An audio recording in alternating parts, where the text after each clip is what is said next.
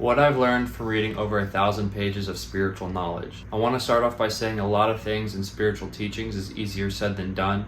It's hard to read something and implement 100% of it into your daily life. What I will say though is when you read something and it clicks with you, try and implement it the best you can. You'll learn things like how to deal with situations better or how to talk properly, but you don't really implement 100% of it at first. You just kind of do it over time. So with that being said, we're not going to waste any more time. The first thing I want to talk about is a very common occurrence in spiritual books, whether it's Buddhism or Kabbalism, and that's the fear of dying. The fear of dying is a plague when it comes to humans. We are constantly doing things based on the fear of dying or not doing things based on the fear of dying. And one thing that's practiced very heavily in the spiritual realm is reincarnation. The point of reincarnation, summed up as I understand it, is you live a life and you learn lessons in order throughout your lifetime.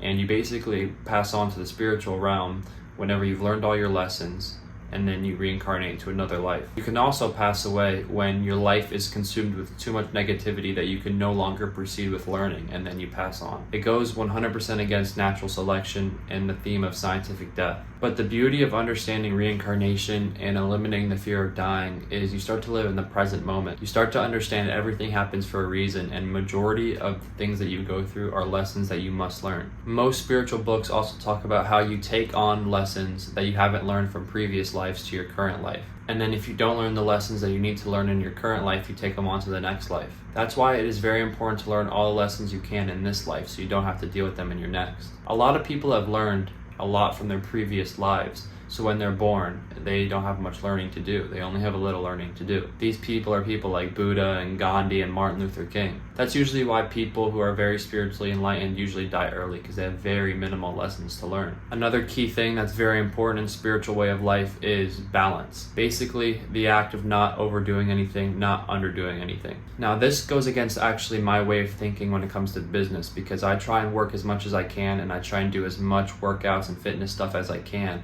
But spiritually, they say that balance is key, and too much of anything will hurt you. This is something I understand, and I understand the point, but I don't add it into my daily regime because I'm so focused on one thing, or actually two things, being fit and being extremely rich. And that's fine. That's fine to read something in a book or read an article that you understand, but you don't have to implement it into your life just because it is technically better for you if you have a balance and you do everything on a balance. But if you have a goal and your goal is to be rich or jacked, that is something you might throw out the window. You might have to throw the balance out the window. The next subject is past life regressions and near-death experiences. Past life regressions is something I read about in a book called Many Lives, Many Masters. It was when the psychiatrist had a patient and he couldn't figure out what was wrong with the patient. He tried everything. And during one of their sessions, he was basically able to tap into her previous lifetimes when she was under hypnosis. He later found out over time that a lot of the problems she was having was due to experience she's had in her past life. With that being said, it might be safe to say that a lot of fears that we incur on a daily basis or every so often are due to experiences that we've had in a previous life. A lot of people also feel the need to move somewhere, like another country, if they were born there in a previous life. There's not many life lessons to learn from that knowledge that you can tap into previous lives.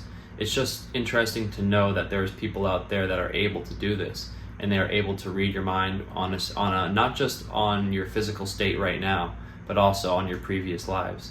And then on the other hand, near-death experiences. A lot of people encounter the same thing when they go through a near-death experience. A lot of people say that, let's say if they were to die in a hospital bed or about to die on a hospital bed, they will float up and be in maybe the corner of the room and look down on their body in a third-person perspective. This isn't just one thing a crazy person said. This is multiple people saying the same thing. It is a common occurrence that when you're about to experience death, and then you don't experience death pretty much, you kind of see a light as well. Or a lot of people encounter seeing a tunnel, and some people will be floating through a tunnel and they'll see every person they've ever encountered in their life pretty much of importance. So that's another thing that's pretty interesting, but there's no direct lesson to learn from that. So we're going to move on to the next thing. These next few things are very important. They will alter the way that you treat people and go about life, so I would listen very carefully. All pain and suffering comes from negative actions. A lot of people easily throw this one away because of ego, but it's the truth. Anything bad that happens in your life, every sore throat to every broken foot, comes from negative actions that you put out into the universe. Basically, in life, you have light angels and dark angels. Your light angels is all the positive things you do, feeding the poor, helping the elderly. The dark angels are pretty much every negative thing you do, making fun of someone, yada yada yada. You get the point. When your dark angels start to override your light angels, you'll start to experience very negative things. Depending on how negative your actions are, this could be something as mild as a sore throat or a stubbed toe, or this could be a loss of a loved one. This also ties into us controlling our own reality. We pretty much control, based off what we put into the universe, how our lives are going to operate. You not only control your reality, you control the way you react to your reality. You control everything. And the crazy thing is, your reality isn't even just controlled over the things you've done in this lifetime. It's also controlled over things you've done in previous lifetimes. If you were a very bad, negative person in this lifetime, you're probably going to be a very unfortunate person in your next lifetime. Another interesting thing is souls flock together in different lifetimes.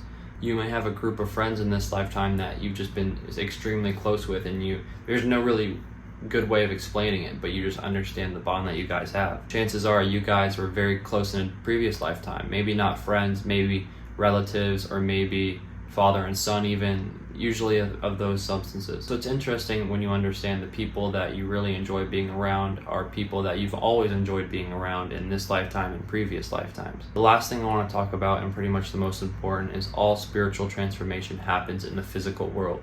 You may meditate and you may understand spirituality and you may get the gist, but if you're still a bad person, you have not transformed. And spiritually, transforming is pretty much the goal of life. Like we said in the beginning, the goal of life is to understand all your lessons and then move on to the next life or stay in the spiritual realm. But if you refuse to learn and you refuse to transform, then you will take these things to the next life and you pretty much never will really transform unless you do these things. In this book about Kabbalah that I've been reading, which is a way of spiritual life based in Jerusalem, they talk about becoming a person of giving. Not just giving physical things and not wanting to give, but actually becoming a person of giving. Actually transforming your desire to earn for just selfish reasons, to earn for other people as well. A lot of things I said in this video are not going to click.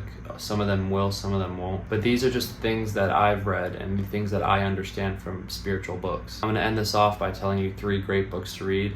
The first one is Many Lives, Many Masters, which is about the psychiatrist that did past life regression with his client and was able to uncover things that happened in her past lives. Next one is Breakfast with Buddha. It's a great book. It's a fiction book, but it's a great book on spirituality and pretty much the gist of it. And the next one is The Way. It's a Kabbalah book. It's a great book. It talks about their spiritual way of life and what they believe in. That being said, I hope this video helped. I hope it will help you transform and become a better person. And if so, then I did a great job. Thanks for tuning in. Stay safe. Peace.